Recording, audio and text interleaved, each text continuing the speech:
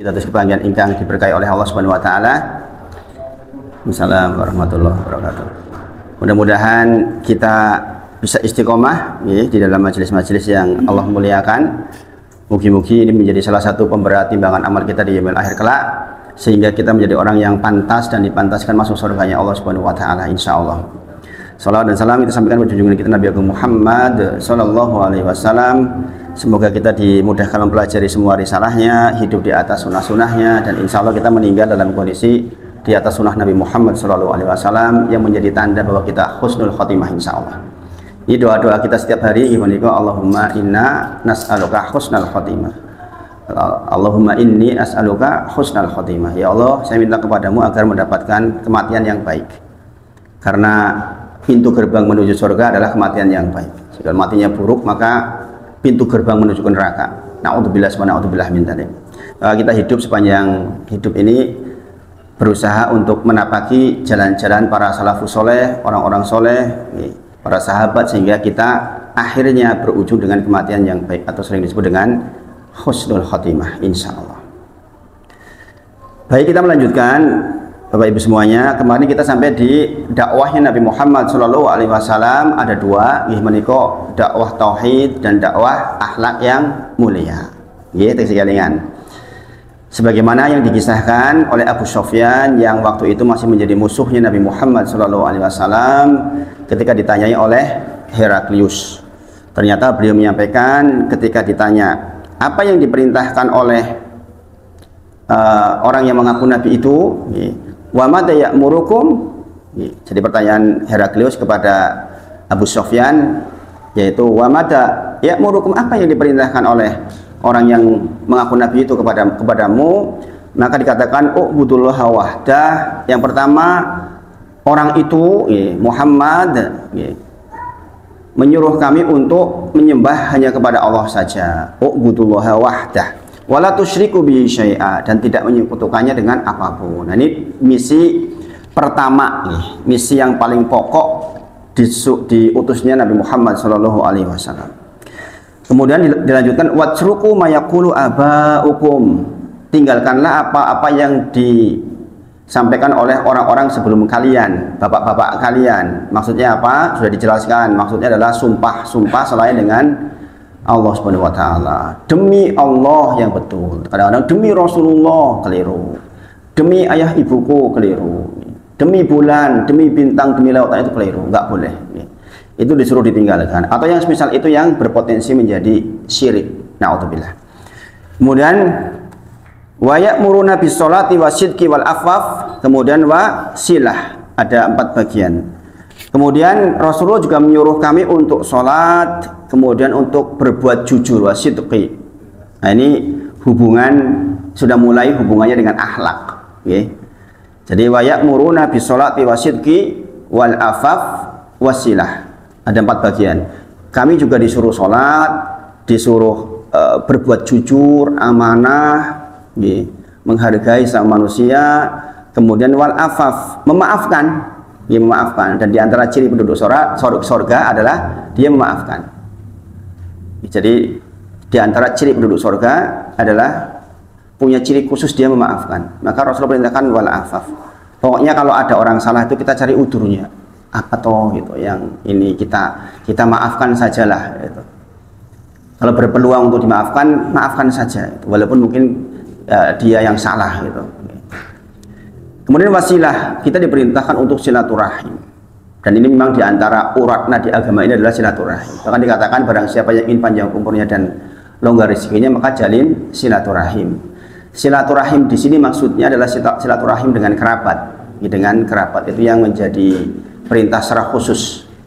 Jadi agama ini mengajarkan untuk menjalin silaturahim dengan kerabat. Maka ini juga sekaligus perintah bahwa orang itu tidak akan mendapatkan ampunan atau bonus ampunan ketika dia berselisih dengan keluarganya. Jadi la yadkhulul jannah, tidak akan masuk surga orang yang qati'ur rahim, yang memutuskan tali silaturahim. Kemudian tidak akan mendapatkan bonus ampunan ketika setiap Senin dan Kamis ketika orang itu memutuskan silaturahim.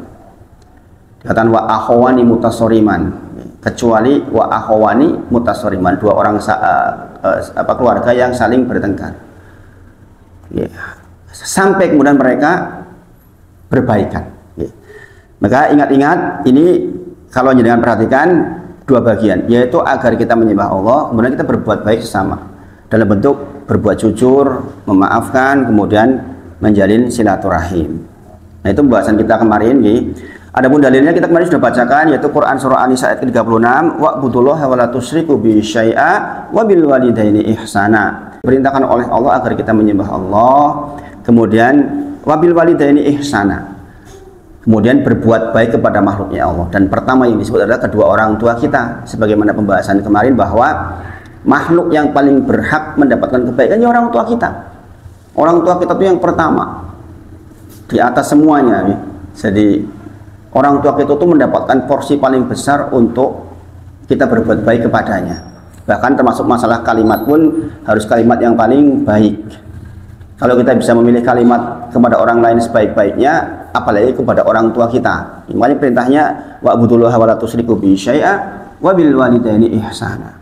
Baru kemudian wabidil qurba wal yatama wal masakin, kemudian wal jaridil qurba, wal jaril junubi wasohibi bil jambi, ini kerabat. Jadi kemudian kerabat yang dekat yang jauh, kemudian orang yatim, orang miskin, kemudian teman sejawat, kemudian wabni sabil, ibnu sabil, wa malaikat aimanukum, serta hamba saya yang kamu miliki, pembantu-pembantu kita misalnya yang punya pembantu. Zaman sekarang ya karyawan lah. Karyawan itu kalau bulan puasa itu apalagi lebih-lebih di saya, kita nggak merepotkan mereka, masya Allah. Kemudian di akhir ayat dikatakan innallaha la yuhibbu man kana mukhtalan fakhura. Sesungguhnya Allah itu nggak suka pada orang yang sombong dan membanggakan diri. Artinya apa? Tadi disebut tentang fasilitas dari Allah, berbentuk kesehatan, berbentuk apapun lah nikmat itu fungsinya adalah agar tegak ibadah kepada Allah dan agar dengan itu punya produk kebaikan. Di sini yang disebut kepada orang tua, kepada kerabat, kepada orang miskin, orang yatim, tetangga dekat, tetangga jauh. Jadi cakupannya itu luar biasa. Jadi Islam itu memang mengajarkan begitu. Makanya sebenarnya orang hidup di dunia ya ringan sebenarnya kalau kita mau pahami. Jadi nggak ada ruang untuk kita tuh iki wekku. Dan itu pernah terjadi zaman Rasulullah. Kata sahabat, mali, hartaku. Kata Rasulullah, apa hartamu? Mana hartamu? Gitu. Sesungguhnya aku tidak ada urusan dengan hartaku. Sesungguhnya manusia hidup itu hanya mampir tahta dolas sajarah sumaroha watarokaha. Kami cuma berhenti sebentar, kemudian berdiri, kemudian meninggalkan tempat itu menuju ke tempat yang sesungguhnya. Maka apa urusannya dengan hartaku? Gitu. Lalu dikatakan hartamu itu yang kau pakai usang, yang kau makan jadi kotoran. Harta sesungguhnya adalah yang kau infakkan di jalan Allah. Itulah hartamu yang engkau bawa pulang. Masya Allah. Jadi itu seperti itu. Visi misinya Rasulullah diturunkan itu Bapak Ibu semuanya. Sementara kalau orang nggak ngaji, mungkin dengan apa yang Allah titipkan kepada dia akan menjadi terjerumus di dalam berbagai macam hal. Orang yang dibuat kaya raya mungkin dia terjerumus dengan hal yang nggak bermanfaat, membeli yang nggak bermanfaat, sementara tetangganya susah. Harusnya kekayaannya membuat tetangganya menjadi ikut senang. Bukan membuat dia kemudian ngubroh mobil sampai 3, 4, 5. Itu untuk apa coba kalau dipikir? Kan nggak sesuai dengan visi misinya. Makanya belajar seperti ini penting banget. Di antaranya yang dalam Quran surah An-Nisa ayat ke 36, mohon maaf tadi 34 seperti 36. Surah An-Nisa ayat ke 36. Ini kalau jangan baca terus sampai 48 terkait dengan hukum dosa yang tidak diampuni, yaitu dosa syirik di 48. Innallaha la yaghfiru ayyushraka bihi wa yaghfiru ma duna dzalika liman yasha. Ini rentetan dari ayat-ayat yang tersebut. Kemudian di dalam Luqman 14 kemarin kita sudah bacakan bahwa sonal insana biwalidayhi. Kita disuruh berbuat baik kepada ibu kita. Karena apa? Hamalathu ummuhu wahnan ala wahni. Sesungguhnya ibumu itu ketika mengandung itu bertambah parah, bertambah berat. Dan kita tahu kalau yang jadi suami kan tahu bahwa ibu itu kalau mengandung itu kan dari ya kecil bertumbuh besar. Dengan kalau saya membayangkan kalau itu dikeluarkan tuh ari-ari, kemudian bayi dikeluarin, kemudian dikasih di plastik, ditempelin pakai benting, itu gimana, berat nggak itu? Beratnya kayak mana? Laki-laki suruh bawa kayak gitu 9 bulan gimana coba? Gini bagi ibu-ibu dulu waktu mengandung berat nggak? Berat banget. Saya masih ingat nih, istri saya ketika melahirkan pertama Amar itu, anak lahir pertama nih, masih luar biasa nih. Itu saya itu sampai dicakar loh sama istri saya, nggak kerasa makanya. Saya tuh dipeluk oleh istri saya karena saking sakitnya tuh saya itu sampai luka di bagian belakang bagian itu, sampai luka, betul-betul luka kena ini, kena apa namanya, kuku, karena saking sakitnya. Saya masih ingat betul melahirkan Amar itu berat 3,4 kilo apa berapa nih, 3,8 malahan, sampai dijahit 5 bagian apa ya, itu kayak mana itu tempat keluarnya bayi kita, ibu itu dijahit, itu kan sakitnya luar biasa. Nah ini sini dikatakan, Al-Quran sudah mengabarkan itu, bahwa wasainal insana biwalidayhi, berbuat baik. Kemudian di akhir ayat dikatakan aniskurli, bersyukurlah kepadaku dan bersyukurlah kepada kedua orang tuamu, khususnya ibu. Nah ini artinya apa? Hubungan kita dengan Allah suruh menyembah nih, ya kan? Ternyata produknya adalah berbuat baik kepada sesama, diantaranya kepada ibu kita. Kemudian Quran surah Al-Baqarah 177, laisal birra an tuwallu wujuhakum qibalal masyriqi wal maghrib. Bukanlah sebuah kebaikan atau kebajikan menghadapkan wajah ke timur dan barat. Bir, laisal birra an tuwallu wujuhakum qibalal masyriqi wal maghrib. Sudah saya sampaikan kemarin, bir itu kebaikan, tapi sekarang bir jadi nama minuman. Dan ini sudah ditengarai Rasulullah akan datang suatu masa di mana orang itu akan apa namanya, ngumpet ke sing elek nenggon sing apik. Contohnya ini, al-bir itu bahasa Arab artinya apa? Kebajikan. Bir itu kebaikan di atas kebaikan. Kebajikan itu lebih apik ketimbang kebaikan. Tapi kemudian diadopsi jadi nama minuman. Maksudnya apa? Minuman itu minuman apik maksud karepe iki. Paham ya? Paham ya? Seperti itu nih, subhanallah. Dikatakan laisal birra an tuwallu wujuhakum qibalal masyriqi wal maghrib. Walakinal birra, tetapi yang namanya kebaikan itu kemudian dikatakan antuk minabillahi wa malaikatihi, disebutkan tentang masalah rukun iman secara garis besar. Berarti ini misi pertama, yaitu ke atas, yaitu dengan beriman kepada Allah dan semuanya rukun iman. Nah kemudian dihubungkan wa atal mala ala hubbihi dawil qurba, wa atal mala ala hubbihi dawil qurba. Setelah jenengan itu beriman kepada Allah, bagikan tuh harta yang kalian cintai kepada karib kerabat. Tuh gitu ya, itu tuh kayak gitu kan. Jadi dakwahnya Nabi Muhammad tuh selalu dua begini nih. Baik kepada Allah itu harus identik kebaikan kepada sesama. Maka semua apapun yang Allah titipkan kepada jenengan bentuknya nikmat itu, entah apapun bentuknya, kesehatan lah, apapun itu, dalam rangka untuk tegak ibadah dan dalam rangka untuk berbuat baik kepada sama manusia, itu sebenarnya itu. Nggak ada ruang disuruh sombong dengan harta kita, disuruh bangga dengan kekayaan kita, disuruh bangga dengan kepandaian kita. Nggak ada kayak gitu tuh, perintah kayak gitu. Coba jangan perhatikan, wa atal mala ala hubbihi dawil qurba wal yatama wal masakin dan seterusnya. Sama ini, berbuat baik ke kerabat, ke orang miskin, misal dan semuanya. Dan di akhir ayat dikatakan tentang bahwa kita harus bersabar di atas penderitaan. Dikatakan wassobirina fil ba'sa wadoro, kan ya, semisal dengan Quran surah Al-Baqarah ayat ke-214. Am hasibtum an tadkhulul jannah, apakah kamu mengira akan masuk surga, walama ya'tikum khala min qablikum, sementara belum didatangkan kepada kalian ujian-ujian sebagaimana didatangkan orang-orang sebelum kalian, masathumul ba'sa wadoro wa sulsilu. Orang-orang dulu itu Bapak Ibu diuji dengan kemelaratan, kurang panganan, panen gagal, wadoro penyakit, dengan penyakit, wasulsilu diguncang-guncang dengan rasa takut, masa depan anak saya bagaimana, masa depan usaha saya bagaimana, saya belum punya rumah, dan wasulsilu diguncang-guncang rasa hatinya. Hatta yaqula rasulu waladina amanu ma'ahu mata nasrullah. Sampai-sampai Rasul dengan orang-orang yang ikut dengan Rasulullah pun beriman bersama Rasulullah mengatakan, kapan tuh pertolongan Gusti Allah teko? Wabut banget tuh iki. Kata Allah, ala inna nasrullahi qarib, sesungguhnya pertolongan Allah itu dekat. Gitu. Jadi inilah orang beriman, akhlaknya jadi bagus. Maksudnya walaupun dia susah luar biasa, itu tahu memang ini sudah ditulis sama Allah begitu, sehingga dia tidak mengeluh kepada Allah Subhanahu wa taala. Tidak mengeluh. Ulaika alladziina shadaqu wa ulaika humul muttaqun. Kata Allah, mereka itulah orang-orang yang benar. Jadi yang disebut tadi itu, itulah orang yang benar. Mereka itulah orang-orang yang bertakwa. Itulah orang yang bertakwa. Jadi kan puasa ingin bertakwa tuh. Ini orang bertakwa kata Allah. Laisal birra an tuwallu wujuhakum qibalal masyriqi wal maghrib, walakinal birra, tetapi yang namanya kebaikan adalah disebut rukun iman, kemudian wa atal mala ala hubbihi tawil qurba, engkau membagikan sebagian harta yang kau miliki, yang kau cintai.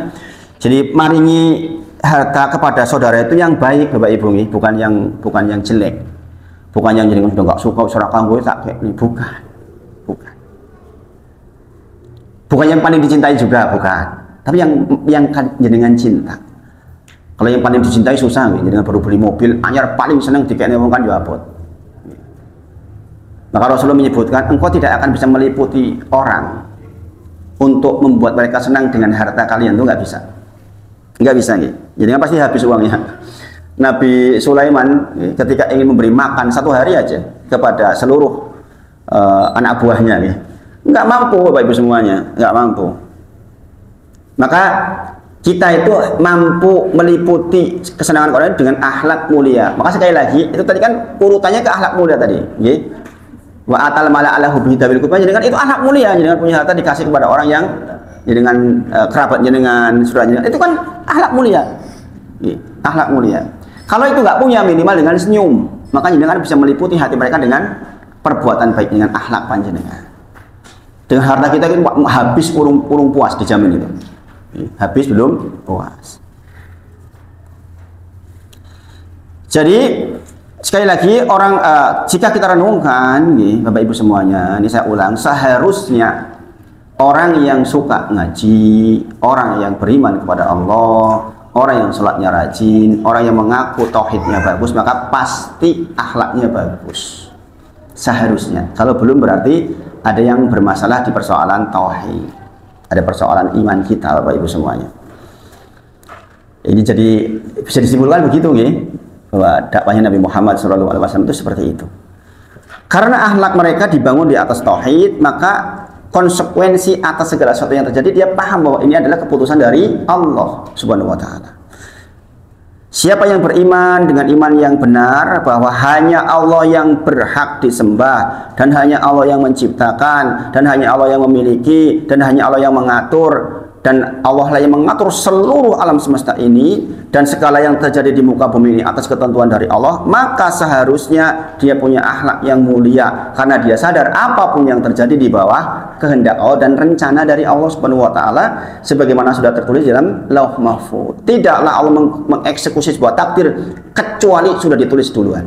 Maka ada surat namanya Al-Qalam. Diperintahkan kepada pena untuk menuliskan seluruh apapun yang akan terjadi dari awal sampai akhirnya. Sudah ditulis semuanya di Lauh Mahfuz. Pak Pri mau di mana, tanggal sekian mau di mana, jalan pakai apa, naik motor atau naik mobil, ketemu siapa, detil. Tidaklah daun jatuh di kegelapan malam kecuali Allah tahu tentang jatuhnya. Apalagi kita manusia bergerak. Semuanya tertulis rapih di Lauh Mahfuz. Sehingga dengan itu kita tahu apapun yang terjadi di badan kita hari ini itu nggak perlu kita sedih banget atau sombong karenanya. Subhanallah. Orang yang bertauhid, Bapak Ibu semuanya, di antara produknya ketika didatangkan soal hidup kepada dirinya, dia akan membereskan dengan cara yang baik. Dia tidak marah-marah, tidak menyalahkan orang lain, tidak menyalahkan istrinya, tidak menyalahkan anaknya, karena dia tahu memang itu rencana dari Allah Subhanahu wa taala. Kalaulah pun mungkin mau mengeluh terhadap ketidakmampuan dirinya, lah kok aku nyumbai maksiat tuh dadi koyo ngene. Jenengan tahu nggih bahwa di antara sayangnya Allah kepada kita adalah mengkafarah kekeliruan kita. Sekali lagi saya ulang. Di antara bentuk rahmat Allah kepada manusia adalah Allah berikan kafarah atau Allah hukum di dunia terhadap kekeliruan yang dibuat. Paham Bapak Ibu? Jadi melihat orang baik, soleh, kok terakhirnya menjelang meninggal kok sakit parah, setahun sakitnya, sampai wah berat. Subhanallah, bisa jadi memang rahmat Allah untuk dia. Dia mungkin kedudukannya di surga tinggi sehingga dia diangkat lewat penyakitnya. Dan ini banyak Bapak Ibu. Saya punya jamaah yang seperti itu. Sekarang lagi proses seperti itu. Masih bisa bicara baik, ngobrol masih bisa baik, tapi sama sekali nggak bisa turun dari kasur, duduk pun harus didudukan. Ini teman baik sekali nih yang ngurus, teman di UGM dulu, masya Allah. Kemarin waktu saya ketemu terakhir, gimana kabar Bapak? Iya, begitu gitu. Kondisinya masih di kasur saja. Padahal beliau termasuk yang sangat aktif pengajian, penggerak pengajian. Beliau yang menjadi motor salah satu kajian saya di salah satu masjid. Subhanallah. Jadi itulah bentuk rahmat Allah atas kita. Kadang-kadang kita diberi kafarah, maka supaya kafarahnya sedikit bikin dosa dan banyak istighfar.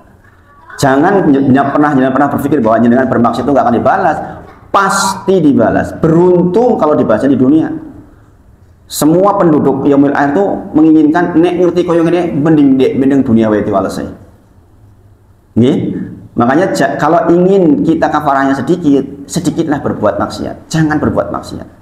Banyakin istighfar. Maka insya Allah kita akan dimudahkan. Sekelas Imam Syafi'i pun mengalami masa sulit ketika menjelang wafat. Ini, bayangkan apalagi kita.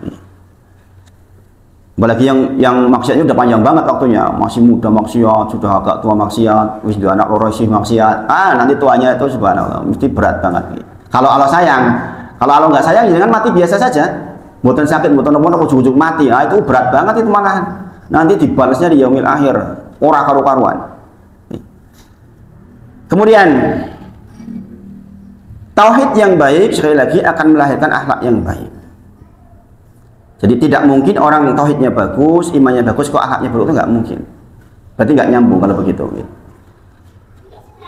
Di dalam kitab Riyadhus Shalihin yang sangat terkenal, yang dibacakan di banyak masjid, itu hampir 1000 hadis membahas tentang akhlak mulia. Bayangin, 1000 hadis loh akhlak mulia. Oke, benar. Saking pentingnya bahwa orang yang imannya baik, akhlaknya harus baik. Memang harus begitu, nggak bisa nggak. Dia senyum, dia baik dengan tetangga, dia mencari solusi dengan tetangga. Begitu memang. Harus begitu Bapak Ibu semuanya. Bahwa mereka ahlu sunnah mengimani, nih penting banget. Orang yang paling sempurna imannya adalah yang paling baik akhlaknya. Ini kesepakatan seluruh ahlu sunnah dari madhab Hanafi, Hambali, Maliki, Asyafi'i dan Hambali sama. Bahwa orang yang paling sempurna imannya adalah orang yang paling sempurna atau paling baik akhlaknya. Jadi kalau dengan melihat orang senang ngaji, kok akhlaknya elek, ini ngaji nengin di, kepiye oleh ngaji niku. Ini sepakat seluruh ulama ahlu sunnah wal jamaah bahwa sempurnanya iman seorang itu sangat bergantung kepada sempurnanya akhlak mereka. Jadi Rasulullah bersabda, akmalul mu'minina imanan ahsanuhum khuluqa. Orang yang paling sempurna imannya atau akidahnya, tauhidnya adalah yang paling baik akhlaknya. Sahih dari Nabi Muhammad SAW. Jadi akmalul mu'mina, orang yang paling sempurna imannya, ahsanuhum khuluqa, yang paling baik akhlaknya. Aqrabukum minni, yang paling dekat denganku besok di yaumil akhir, kata Rasulullah, majlisan, tempat duduknya yaumul qiyamah, di hari akhir, ahasinukum khuluqa, yang paling baik akhlaknya. Bapak Ibu semuanya.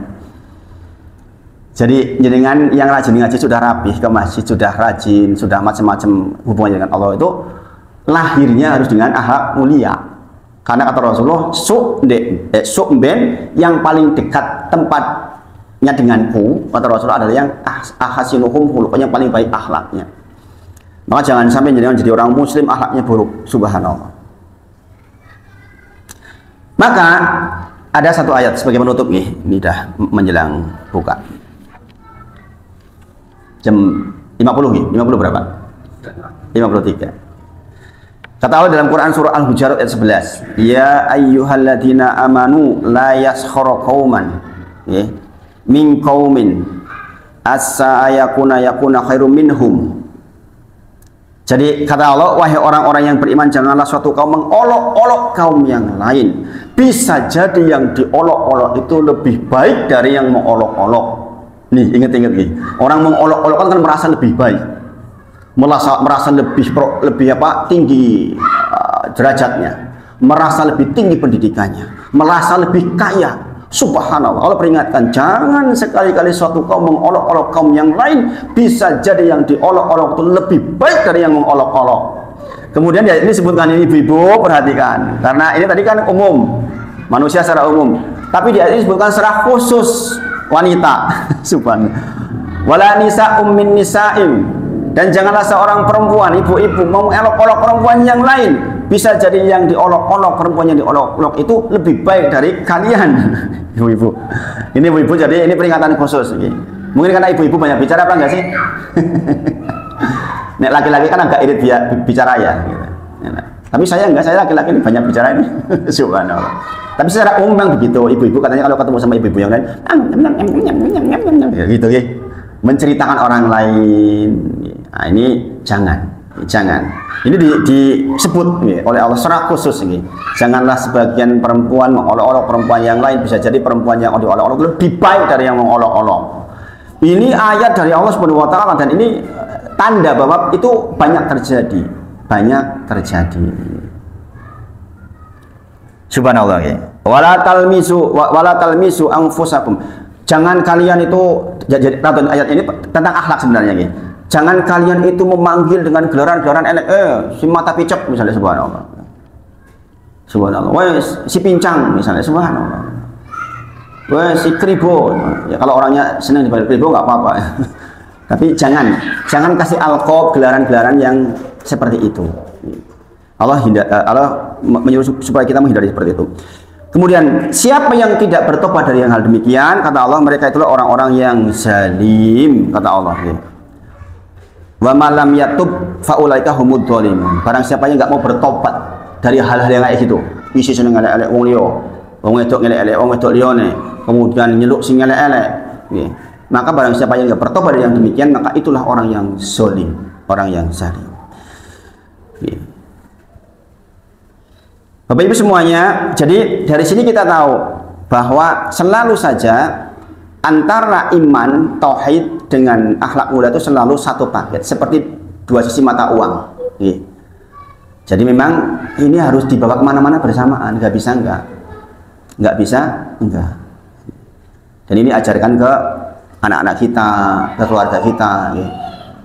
Jangan sampai orang habis ngaji kok malah jadi orang gelem kembul tahu nggak? Kembul itu gabung sama saudaranya.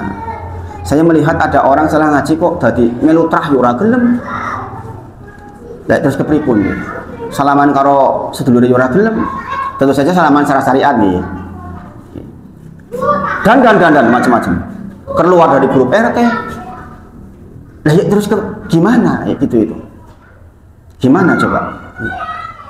Sesungguhnya kita harusnya menjadi contoh. Orang sudah ngaji itu harus jadi contoh. Jikalau tidak ada kecocokan, kan aja solusinya. Kalau tidak cocok itu harus bagaimana?